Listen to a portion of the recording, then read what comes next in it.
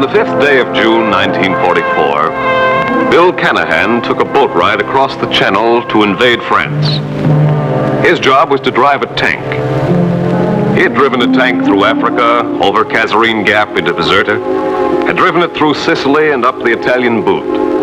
And now he was going to drive it right into Paris and through Paris to Berlin. Yes, Bill was all set to finish the job and finish it quickly. Because like everybody else, he wanted to go home. Like everybody else on that fateful day, he prayed for victory. Hey, Bill, what are you going to do after you get home? Go back to the foundry, I guess. Haven't you swallowed enough dust and dirt yet? I did all right in that diet, didn't I? Why should I change when the war's over? What about the heat and the noise? Yeah, they don't bother me. Nothing ever bothered Bill. All he wanted was to win the war and then go home. Look up his old pals in the foundry and brag a little about the things he'd seen and the good job he'd done. Hey, Bill, you think your pals back home are doing a good job? What do you think? I don't know. I hear they're griping a lot and quitting their jobs. Sure, they're griping. We're all griping. But they aren't quitting. Look at all the stuff they're sending us. Look up there. You see those flying forgings? That's what Bill called the fortresses. Flying forgings. He was proud of every piece of casting and forging. He used to tell the other GIs about the finer points of die casting, cylinders, and drop forging crankshafts. He always said that without the foundries, our armies couldn't move. And he was right. There wouldn't be any planes and trucks and guns. And of course, there wouldn't be any tanks. Without tanks, Bill said, the United Nations couldn't win. That's the way Bill talked until the guns of the naval barrage drowned out his voice.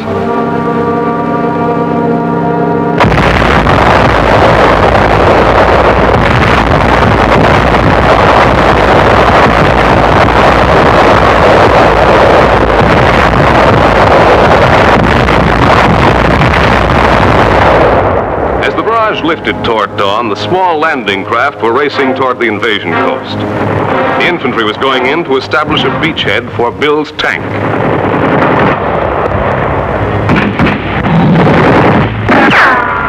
Some of the men got killed, but enough got through to the hedge-rimmed fields and tree-lined roads. And then came the tanks.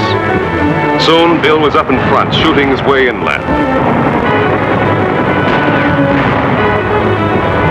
Before long, he had helped to conquer the first French town. He drove on through the town and across the rich earth of Normandy, the infantry following in the dusty wake of his tank. He drove on to fight his way into Isigny. He chased the enemy out of more villages and towns, always in front, always leading the way. He went on to Carentan. He fought his way into the city and drove through the cheering crowds of Frenchmen who climbed all over his tank. Only 34 more kilometers to Cherbourg. Bill had just passed Sainte, Eglise when it happened. He was going ahead at full speed when a German 88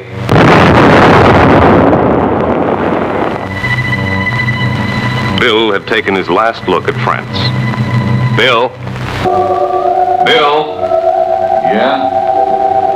Bill, is there anything you'd like to do before you leave this earth?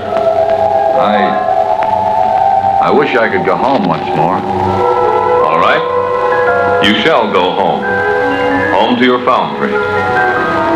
Well, Bill, it looks just as you remembered it, doesn't it?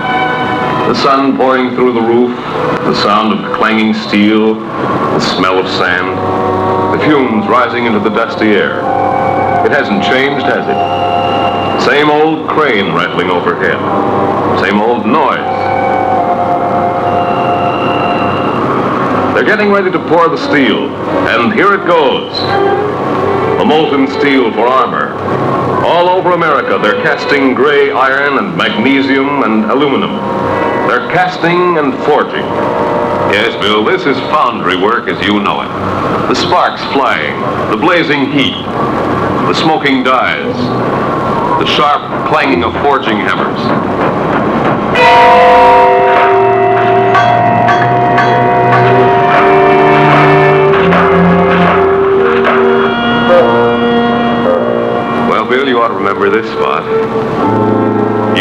hear for Jack's whistle. That was the signal for you to pour the steel. Turret rings for tanks.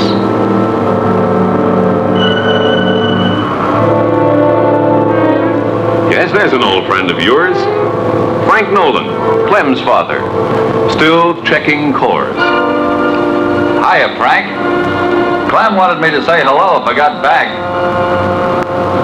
He's a swell soldier, and he said if I can't hear you, Bill.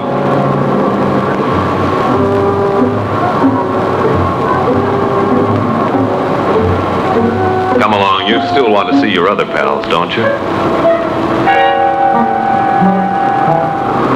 Ziggy and Leo McClinsky, Bill. Yeah, that's right. Ziggy and Leo McClinsky. They're turning out cores just like they used to. And here are Manny Berkowitz and Frank and Ray Shufflery. They're a swell team, always on the job. Look over here, Bill. Watch Nick swinging his grinder.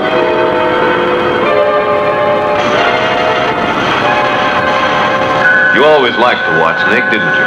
Yeah, but where are all the others? Where's McAllister? He quit. Quit? Why? Mac was never a quitter. Mac got a chance for a better job. A white-collar job. You don't believe it? Look. Mac! He can't hear you. Look at these benches. You remember Harry Kleiner? He quit for this. And Al quit for this. Why? They all had their reasons. Mac said it was too hot. Harry couldn't take the dust. With Al, it was the noise. Yes, they all had their reasons. Come, I'll show you something. This is a big new iron foundry. There aren't any men to run it. Charlie can't get the men. You remember Charlie, the personnel manager, don't you? Oh, yeah. Could be a lot better, though. We need men. Bad. Production'd be way up if we could get them.